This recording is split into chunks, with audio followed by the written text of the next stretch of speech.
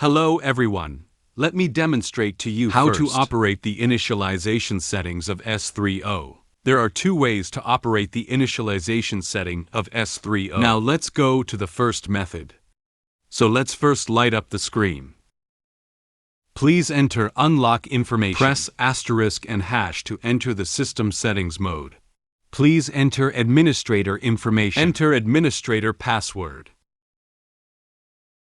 Press the warning button to confirm that you have entered the administrator settings. Please press 1 for user settings. Please press 2 system settings. Please press 3 to restore the factory settings.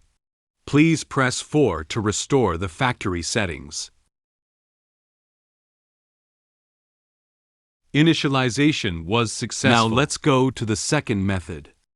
So first, let's take the cover off.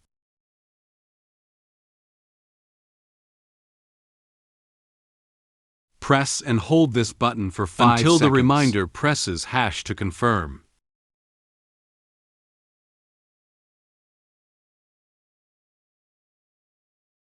Press hash to confirm.